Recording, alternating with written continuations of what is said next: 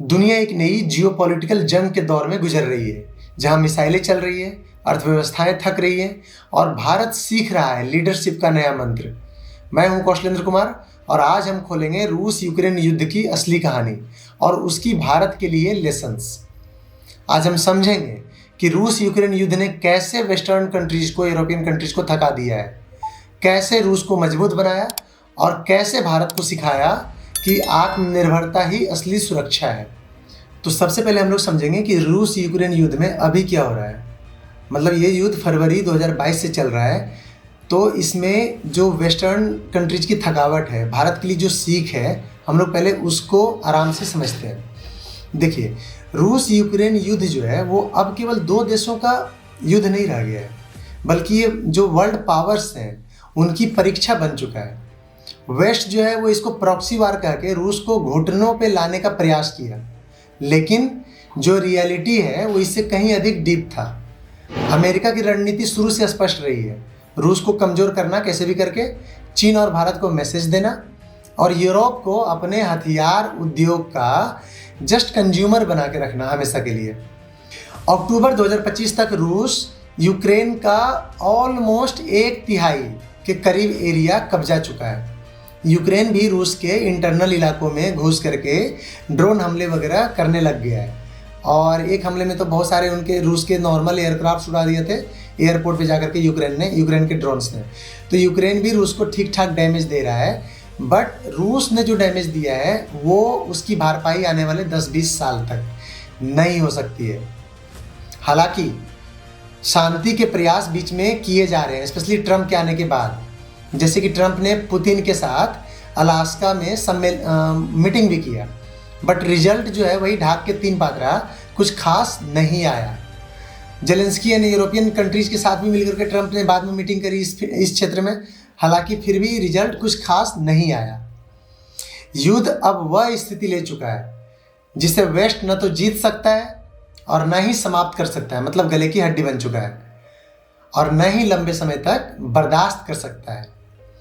रूस लगातार बढ़त बना रहा है, जबकि वेस्टर्न हेल्प जो है वो स्लो है, धीमी है, और यूक्रेन लगभग अकेला लड़ रहा है। देखिए, डैमेज दोनों साइड से हो रहा है, रूस को भी हो रहा है, यूक्रेन को भी हो रहा है, लेकिन वही बात है ना, रूस इस डैमेज को बर्दाश्त कर सकता है। रूस में दम है कि वो युद्ध को 10-5 साल भी खींच ले, बट यूक्रेन में वो दम नहीं है। यहाँ मैं एक बहुत इंटरेस्टिंग बात बताना चाहूँगा। रूस यूक्रेन युद्ध हुआ क्यों? लोग अक्सर बोलते हैं कि रूस यूक्रेन युद्ध इसलिए हुआ क्योंकि यूक्रेन नाटो का मेंबर बनना चाहता था और रूस ऐसा नहीं चाहता था। नाटो का मेंबर बनने के लिए जो यूक्रेन का राष्ट्रपति जेलेंस्की है उसने ज़बरदस्ती किया, इस पे पुतिन ने ज़बरदस्ती करके उसको रोक दिया। नहीं, ये मेन काउज नहीं है। रूस यूक्रेन युद्ध हुआ क्यों? आप बेसिक काउज पे जाइए, मेन काउज पे जाइए, क्यों लड़ाई शुरू हुई रूस यूक्रेन के बीच में। तो अब मैं आपको यहाँ पे ऐसी बात बताने जा रहा हूँ जो आपको कहीं नहीं मिलेगा। रूस यूक्रेन युद्ध के पीछे जो इन्वॉल्व लोग हैं वो हैं यूरोपियन कंट्रीज, वो है फ्रांस, वो है ब्रिटेन, वो है यूरोप के दूसरे कंट्रीज, जो किसी भी कीमत पे चाहते थे कि यूक्रेन रूस से युद्ध करे। इस पे आप पूछेंगे, आप बोल सकते हो कि आप ऐसा क्यों बोल रहे हो, कि कौशलेंद्र कुमार आप क्यों बोल रहे हो कि रूस यूक्रेन युद्ध जो है वो यूरोपियन कंट्रीज ने कराया है, जेलेंस्की ने नहीं किया है, पुतिन ने नहीं किया है। यहाँ पे एक बहुत बड़ा कारण है। देखिए, यूरोपियन कंट्रीज को चाहिए होते हैं cheap labour and cheap prostitutes. ये दो चीज़ें, यूरोपियन कंट्रीज में वैभवता बहुत है, उनके पास रुपये पैसे बहुत हैं। अब जब किसी के पास रुपये पैसे बहुत होते हैं तो उनको क्या चाहिए होते हैं? ऐशो आराम। वो इंसान हो या कंट्री हो या प्लैनेट हो या कोई यूनिवर्स हो, अगर उसके पास धन वैभव बहुत हो जाएगा तो उसका एक ही टारगेट होता है, ऐशो आराम, अय्यासी, ऐशो आराम से सारी जिंदगी गुजारना। यही चीज़ यूरोपियन कंट्रीज भी चाह रहे हैं।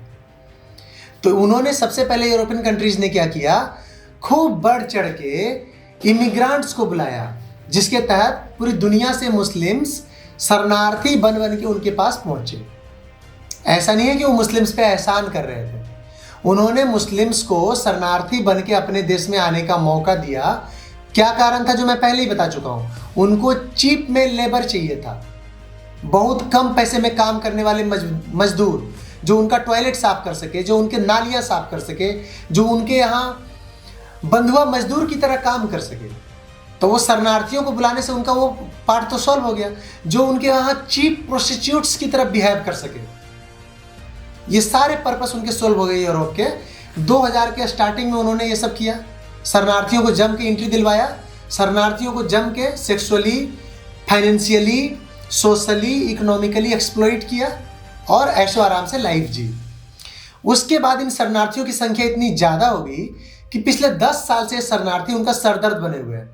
अब ये शरणार्थी वहाँ पे अपने हकों की मांग करने लग गए, उन पे फाइनेंशियल बर्डन बन गए अनएम्प्लॉयड रह करके। उनकी लूपहोल्स को, उनके कानूनी लूपहोल्स को निकाल के ये उनके ऊपर चढ़ गए। इससे यूरोपियन कंट्रीज को समझ में आया कि वो और शरणार्थी को नहीं बुला सकते।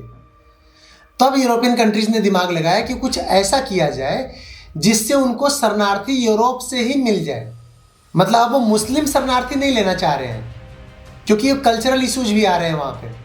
अब वो अपना सरकार बचाने के लिए, कल्चर बचाने के लिए वो चाह रहे थे किसी लोकल शरणार्थी को, मतलब कोई लोकल यूरोपियन कंट्री बर्बाद हो जाए ताकि वहाँ के लोग शरणार्थी बन के, प्रोस्टिट्यूट बन के इन यूरोपियन कंट्रीज में रहे, ताकि यूरोपियन कंट्रीज को, ब्रिटेन, फ्रांस और जो बाकी यूरोपियन कंट्रीज हैं, उनको चीप में यूरोपियन लेबर मिले, चीप में उनको यूरोपियन प्रोस्टिट्यूट्स मिले।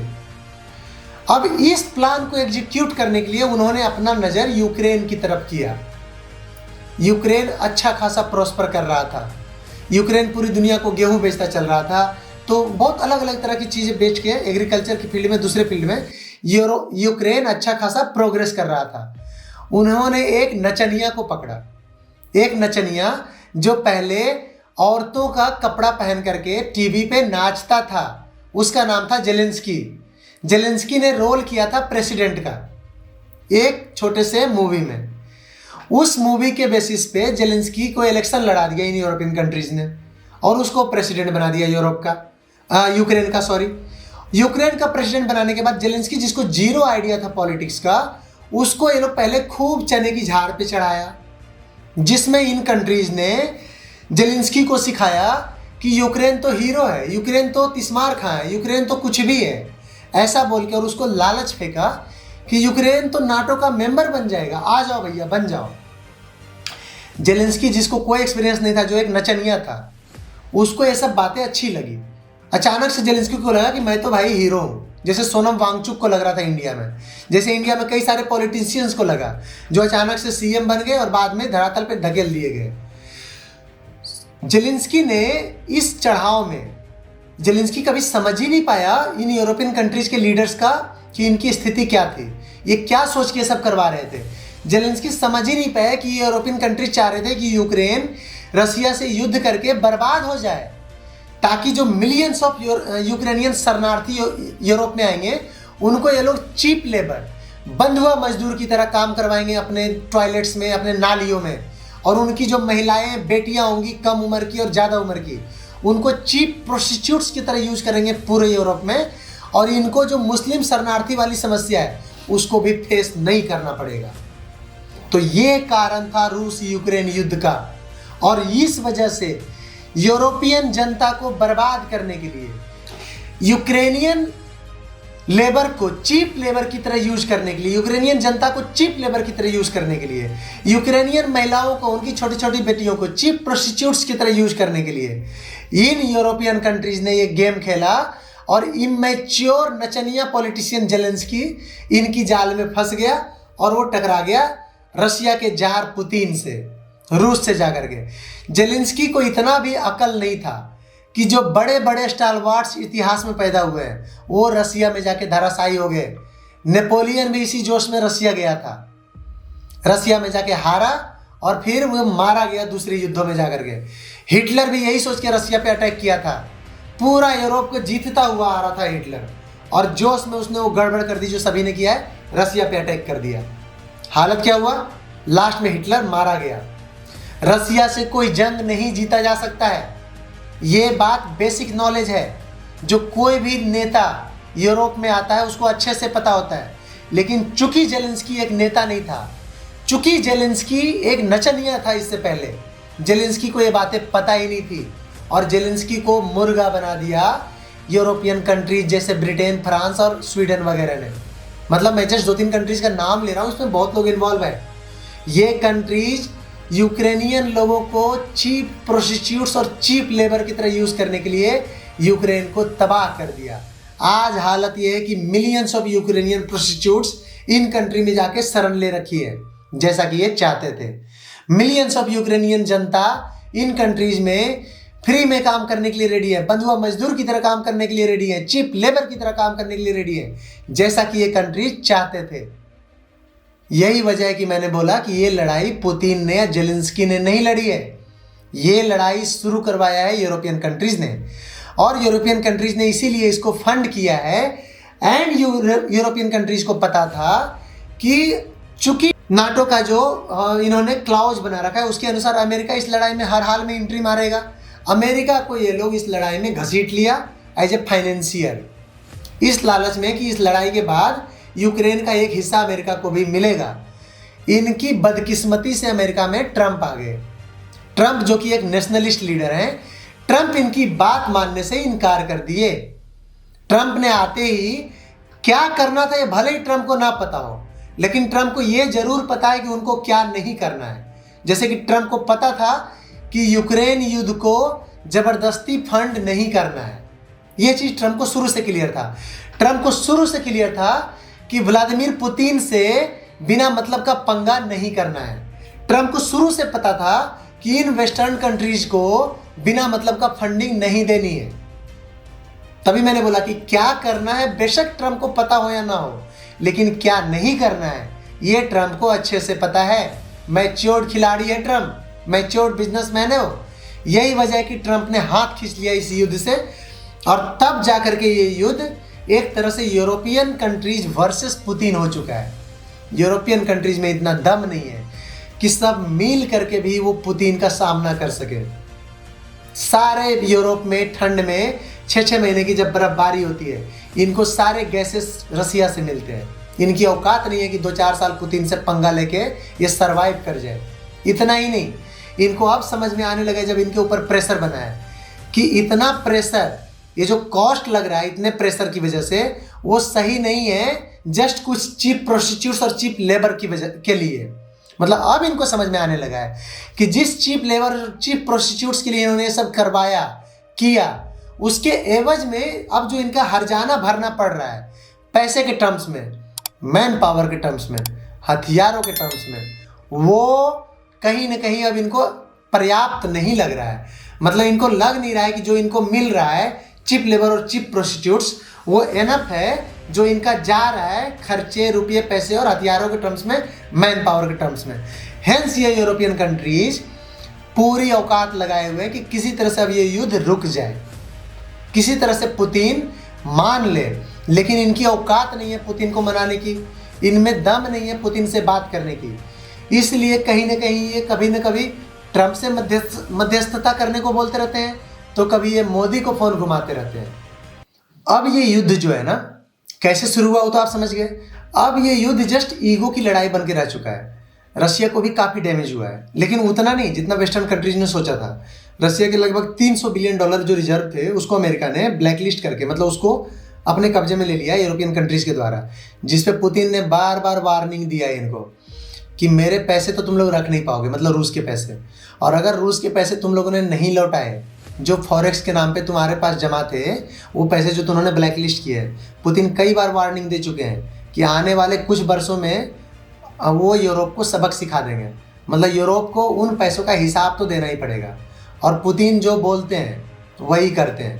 पुतिन एकमात्र मर्द लीडर है पूरे दुनिया में आज के टाइम में, जो बोलता है वही करता है। जब पुतिन ने जिसको बोला है उसको धोया है। तो यहाँ पे तो जब पुतिन धमकी दे रहा है, यूरोपियन कंट्रीज भी जान रहा है कि जब ये बंदा बोल रहा है तो ये करेगा। तो खैर रसिया के पैसे वैसे इन्होंने जो फंसा रखे हो तो आज निकल लौटाने ही है इनको, और नहीं लौटाएंगे तो रसिया इनको ऐसी सबक देगा कि वो उस पैसे का 10 गुना नुकसान करके रख देगा। तो एनीवे ये सब तो जस्ट रसिया को डैमेज करने का तरीका था। रसिया के साथ इन्होंने और भी कुछ सैंक्शंस वगैरह लगाने की कोशिश करके रसिया को, इन्होंने सोचा था कि रसिया की जो इकोनॉमी है वो स्टैंड स्टिल हो जाएगी, रसिया की इकोनॉमी एक टांग पे खड़ी हो जाएगी, जो नहीं हुआ। रसिया पीछे जरूर हटा लेकिन उसकी इकोनॉमी डूबी नहीं। रसिया ने भारत, चीन और कई देशों के साथ अपने जो बिजनेसेस हैं उनको कई गुना बढ़ा करके अपनी इकोनॉमी को वापस पटरी पे ले आया। और थोड़ा बहुत डैमेज रसिया को जरूर हुआ होगा, लेकिन ऐसे युद्ध में जब सारे कंट्रीज रसिया के खिलाफ थे और रसिया को एक टांग पे खड़े कर देना चाहते थे, वो तो खैर पॉसिबल नहीं हुआ और होगा भी नहीं। इतना ही नहीं, रसिया 2400 घंटे अपने उद्योगों को चलाना शुरू कर दिया, हथियार के उद्योग हो या कुछ भी हो, 24 आवर्स रन कर रहा है रसिया। जम के ड्रोन बना रहा है, जम के फाइटर जेट्स बना रहा है, जम के हथियार बेच रहा है। रसिया ने अभी अभी चौथी डिलीवरी कर दी है भारत को S-400 की, और वो भी टाइमली किया है। सोचिए, रसिया खुद युद्ध में फंसा हुआ है, उसके बाद भी अपने हथियार जिनके साथ जैसे डिलीवरी हुए उनको टाइमली दिए जा रहा है। इसका मतलब है कि रसिया फुल फॉर्म में है।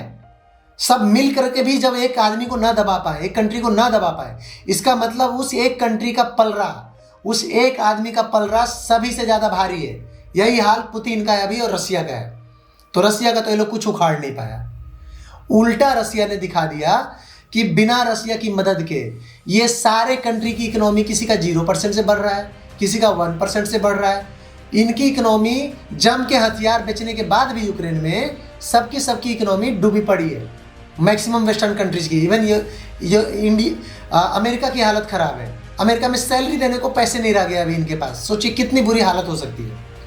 तो ये सब चीज़ें एक तो क्लियर कट बता रही है कि तमाम सैंक्शंस और तमाम तरह के टैरिफ्स लगने के बाद भी रसिया के तमाम जो फॉरेक्स रिजर्व्स हैं, गोल्ड हैं, उन सब को ब्लैकलिस्ट करने के बाद, उन पे कंट्रोल करने के बाद भी रसिया का ये लोग बाल भी बाका ना कर पाए और रसिया अच्छा खासा प्रोग्रेस करता हुआ दिख रहा है। इनफैक्ट युद्ध की वजह से रसिया का वार इकोनॉमी भी अच्छा चल पड़ा है, जबकि एक साथ होने के बाद भी इन सब की हालत खराब है वेस्टर्न कंट्रीज की। और ये लोग पनाह मांगते हुए नजर आ रहे हैं हर जगह, कभी मोदी से गुहार तो कभी ट्रंप से गुहार, और ट्रंप जो है वापस पुतिन से गुहार लगाते हुए नजर आते हैं कि युद्ध रोक दो, युद्ध रोक दो।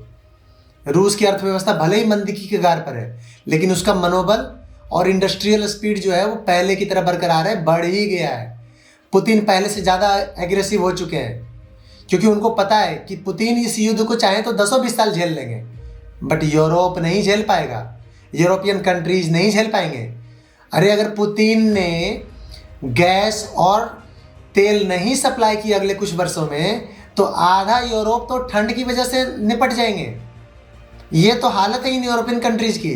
सारा गैस और जो ऑयल है, मैक्सिमम गैस और ऑयल तो ये लोग रसिया से ही खरीदते थे और खरीदते हैं। आज के टाइम पे जो रसिया यूक्रेन युद्ध है वो अब टैंकों और सैनिकों से आगे निकल चुका है। अब वो AI बेसिस पे लड़ा जा रहा है, ड्रोन से लड़ा जा रहा है, अल्गोरिदम की जंग बन चुका है। रसिया का लैंसेट 3 और ग्राउंड 2 ड्रोन जो है वो नाटो के हथियार भंडारों को कहीं भी खत्म कर दे रहा है। यूक्रेन भी पीछे नहीं है। यूक्रेन जो एटाकम्स और स्टॉर्म शैडो वगैरह यूज कर रहा है मिसाइल, वो भी रसिया के अंदर घुस करके रसिया को काफी नुकसान पहुंचा रहा है। रूस ने अपने इंडस्ट्रीज को, जैसा कि मैंने बताया, युद्ध लेवल पे उन पे डेवलपमेंट कर रहा है, प्रोडक्शन कर रहा है। रूस को मदद के लिए जो इकोनॉमिक मदद है वो भारत से मिल रहा है, चाइना से मिल रहा है। रूस को जो हथियारों की मदद है वो चाइना से मिल रहा है, उत्तरी कोरिया से मिल रहा है, ईरान से मिल रहा है। मतलब रूस को मदद जहां जिस तरह का हेल्प चाहिए वहां वैसे हेल्प रूस को मिलना शुरू हो चुका है, उसी टाइम से ही, जब से ये लोग रूस के खिलाफ लामबंद हुए थे। जबकि इसके उल्टा अगर हम यूक्रेन की बात करें तो यूक्रेन को तो पहले जब तक बाइडेन था जम के पैसे दिया, $700 बिलियन, $500 ऐसे डॉलर्स में यूक्रेन को मिले। यूक्रेन की खूब अय्यासी चली, नचनिया राष्ट्रपति उनका खूब डांस कर करके पैसे उड़ाया। बट जैसे ही ट्रंप आए, पैसों पे लगाम लगा, यूक्रेन पे लगाम लगा। और फिर जब पैसे मिलने कम हुए तो यूरोपियन कंट्री सारे एक लाइन से आकर के एक सुर में गाना शुरू कर दिया कि किसी तरह से युद्ध रुकवाओ, क्योंकि इनकी औकात नहीं है यूक्रेन को फंड करने की। यूरोप में ऊर्जा की जो लागत है रूस के हटने से, और जो लेबर वाला जो इशू इन्होंने सोचा था सॉल्व हो जाएगा, वो संकट गहराता चला जा रहा है।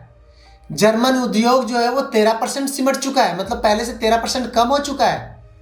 पोलैंड, बाल्टिक देशों में जो सामाजिक असंतुलन है वो गहराता चला जा रहा है। गरीब लोग और ज़्यादा गरीब होते जा रहे हैं जब मदद नहीं मिल रहा है इनको ऊर्जा के फील्ड में और बाकी चीज़ों में रूस से। तो अमेरिका के 2024 के चुनाव के बाद यूक्रेन को मिलने वाला फंड तो लगभग खत्म हो चुका है। यूक्रेन अब प्रॉक्सी वॉर जोन बन चुका है, जहां सब लोग सिर्फ मुंह से लड़ाई लड़ रहे हैं, लड़ लो, और नाटो का मेंबर भी नहीं बनेंगे। ये भी यूरोप अच्छे से बोल चुका है यूक्रेन को। मतलब अगर हम देखें तो हर तरह से यूक्रेन यहाँ पे स्क्रूड हो चुका है। यहाँ पे भारत के लिए क्या लेसन है? तो भारत के लिए लेसन को अगर मैं एक लाइन में बोलूँ, 3-4 शब्दों में, तो वो है कि आत्मनिर्भरता ही असली सुरक्षा है किसी भी देश का, भारत का।